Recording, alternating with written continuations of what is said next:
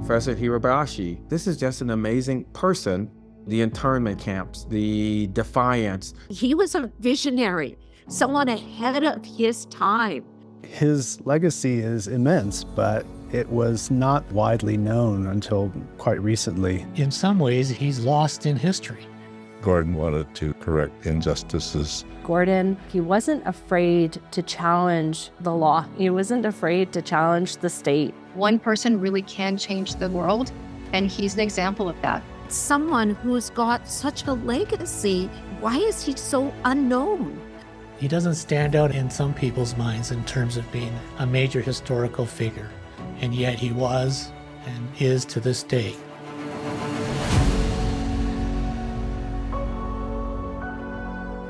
Gordon Hirabayashi was born in Seattle in 1918. He was deeply influenced by his parents' pacifist beliefs. This upbringing helped shape his own strong convictions against violence and war. The family was a Quaker family, which I think was quite important because as dedicated as they were to scholarship, they were also deeply dedicated to peace. Probably the most fundamental part that reflected itself in my beliefs was the sincerity. They had a very close relationship between the statements of their belief and their behavior, and that impressed me. Gordon was a friendly, kind, and fairly quiet man. He didn't like to be in the spotlight. Dr. Gordon Hirabayashi was a normal person who just wanted to live a normal life. And because of his ancestry, he was pushed out of his life course. The Executive Order 9066 was issued on February 19, 1942. I complied with the curfew, and I lived in a small dormitory right next to the campus. Obeying the order and not getting late and so on was the primary concern, but finally, towards the end of the week, it dawned on me why I should be dashing back and my friends not. And that if I'm an American, what am I doing this for? And so I said, well, if I'm an American, I'm going to act like one. And I turned around and went back. That was the first deliberate, open stance I took. Until then, I'd been going along with it.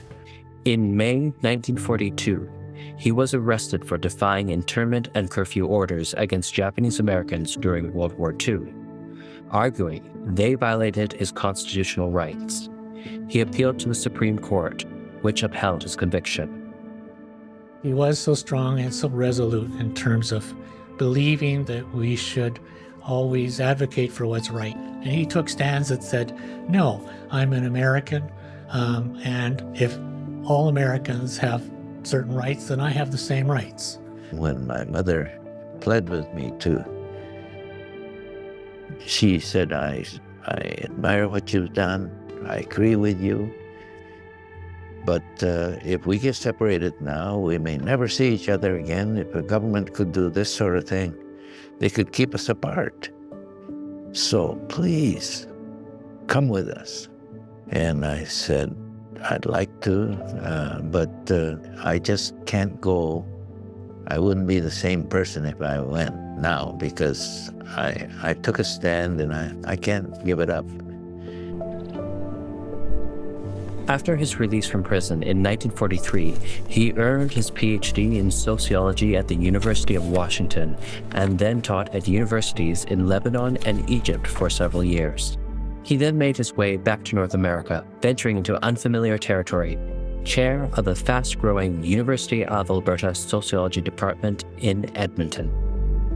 I went to school at University of Alberta from 1985 to 1990. I had signed up for a Wednesday night class so that I could work part-time while going to school. The professor came in. The first thing he told us was that he was retired, but they couldn't find a teacher, so they had called him. I could tell you nothing about what that class was, but I remember so many stories about what Dr. Hirabayashi told us. Gordon Hirabayashi came to Edmonton, Alberta, Canada, to use this as his base to battle racism and to fight for civil rights. He had a great deal of influence on me. He was a mover and a shaker. He was a good administrator, a good teacher, a good researcher, and he treated his faculty with respect. Gordon was a chair in the 1960s, and that was a time of extremely rapid expansion in the university system, particularly in Alberta. He was able to build a kind of community of scholars and like-minded thinkers that were young and energetic. The department grew rapidly in the 60s. It actually built a very strong sense of community in the department. He was instrumental in hiring a lot of professors. He hired in a variety of areas in race and ethnic relations. Gordon Hirabayashi selected me to be associate chair when he was chair of the Department of Sociology. Gordon Hirabayashi wisely decided with his department that we should bring students in to sit on our committees. He spent a lot of time building up students, encouraging students to take active roles in their community. There was a greater affinity and understanding between students and professors. The stories that Dr. Hirabayashi shared with us were really about his days as an activist, about addressing the inequities growing up in the United States. He told us really about how angry he was as a citizen to be treated that way in his country. And that really stayed with me because I had no idea as a teenager in Canada that even happened. One of the first things he did when he got here was create an Indigenous and Métis friendship center. He brought together the first conference in Western Canada to address some of the key issues in the early 1960s. He knew what it was like to be kind of an outsider. They had to deal a lot with the transition of people from the rural areas to the city. Simple things like taking public transport was a mind-boggler for some. In the 50s, 60s, TB was a big thing in the Native communities. But Gordon was always putting the bug in the ear of people in government, letting them know that, hey, we've got a situation here that's got to be looked after. Because if you don't, it's going to get totally out of control, and then you're going to be in real trouble. In 1959 and by 1962, he had already developed relationships with Indigenous people in the Métis Nation. He'd already visited the northern parts of our province and recognized the inequalities and disadvantages and worked to form relationships in order to combat that. That's amazing.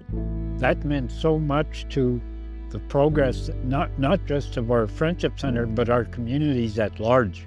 You know, it speaks volumes to where we are today. He became a Canadian citizen in 1975, where he continued to advocate for the rights of Japanese Americans and Canadians. He was actively involved with the EJCA, serving one term as president and over 20 years as a board member and the newsletter editor. The EJCA is the Edmonton Japanese Community Association. It is a group formed here in Edmonton, and it started off as just a co-op for JC families in the area to be able to connect with one another. The roots of the organization go back to shortly after the Second World War.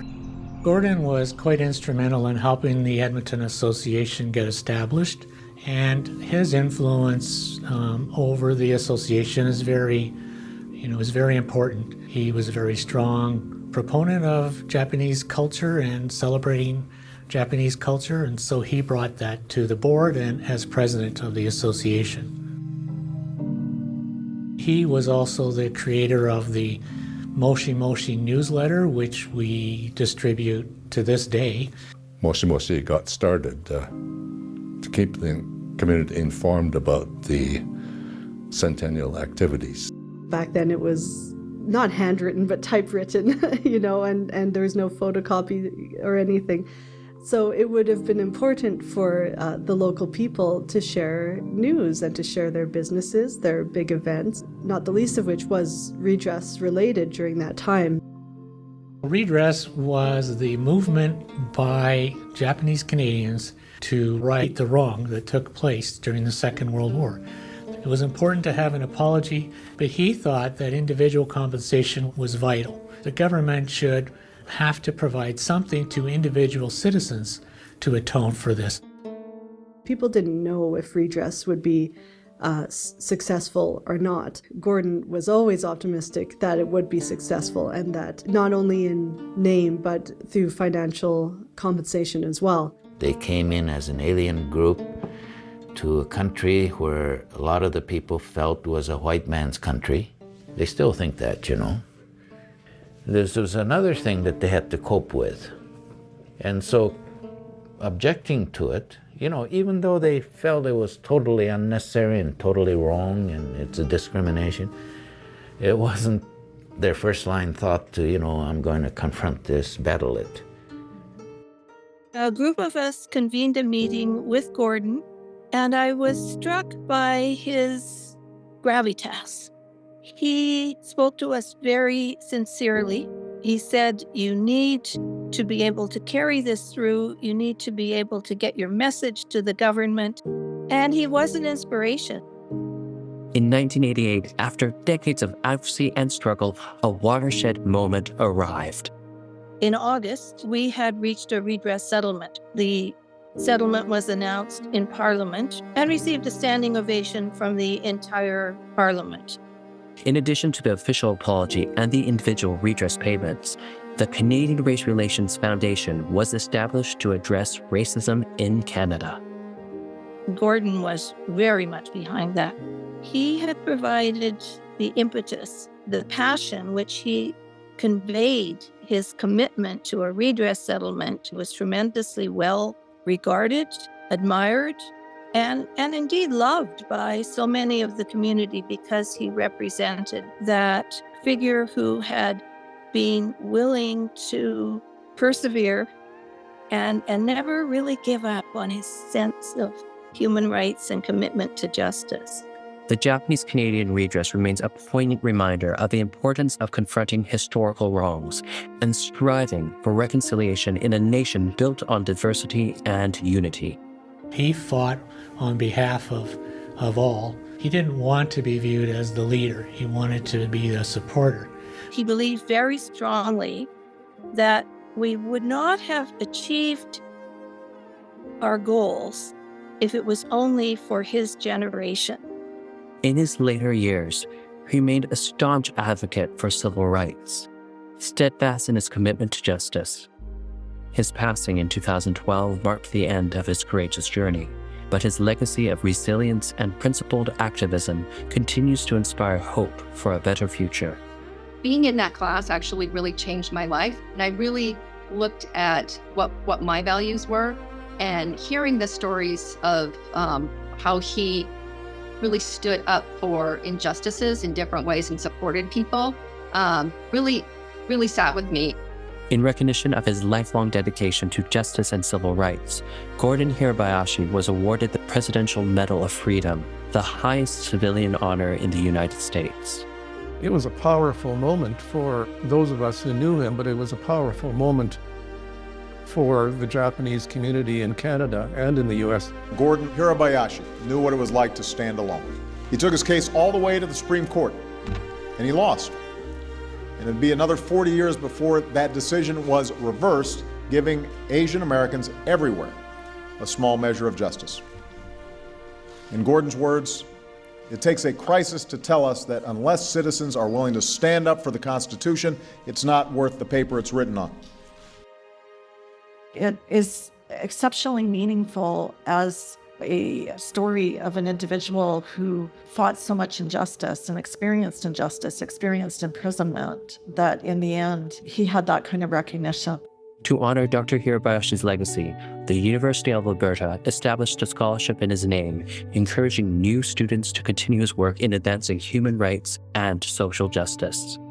His work with the Prince Takamado Japan Center is a good example of how he's building a legacy, not just for himself, but for others that also are coming after him. And that legacy is ongoing as we continue to fund new scholars through the Gordon Hirabayashi Scholarship.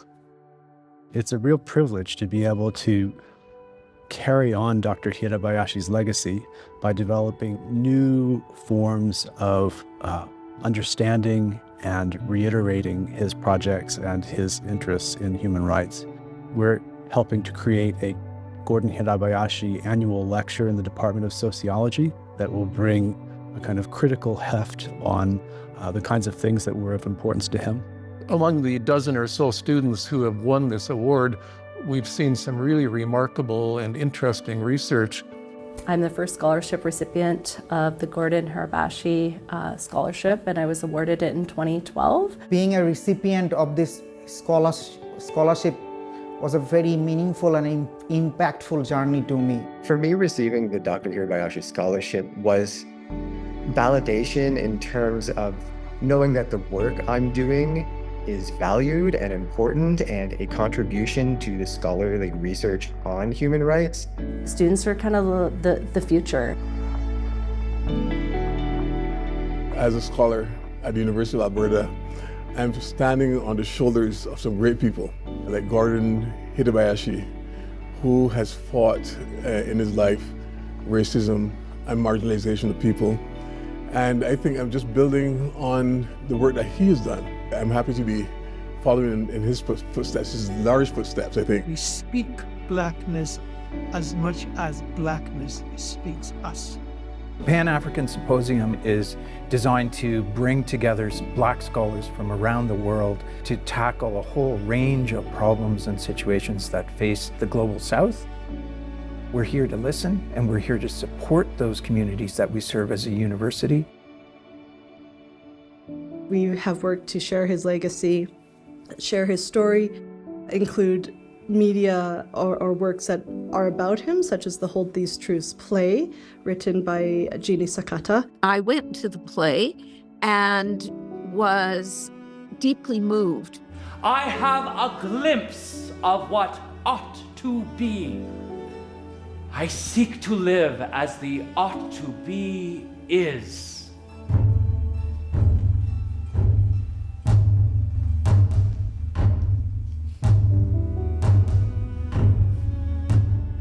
When we opened the center and opened the library, we thought Gordon would be the ideal person to name the library after.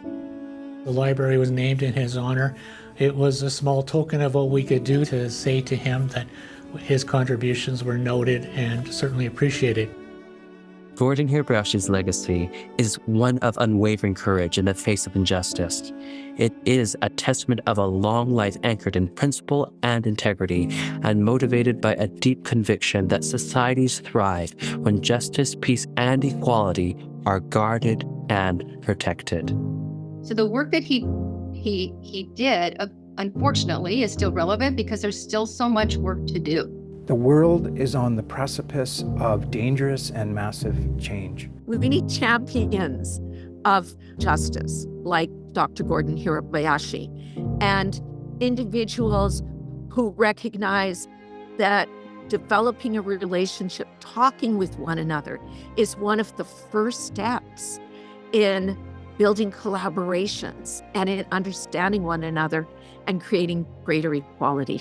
This is a great time, an opportunity to remember Dr. Hirabayashi, that what he has done. Canadian society owes a great deal to Gordon Hirabayashi. He changed people's understanding of the law. He changed people's understanding of what human rights are and can be. And he did it in the most quiet, competent, and honorable way that I think anyone can act.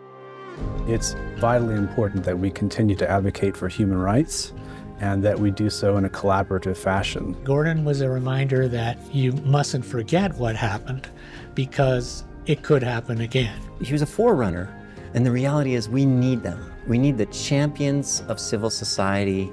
You know, I often think that we're like a dandelion seed blown in because We were relocated here against our will during World War II.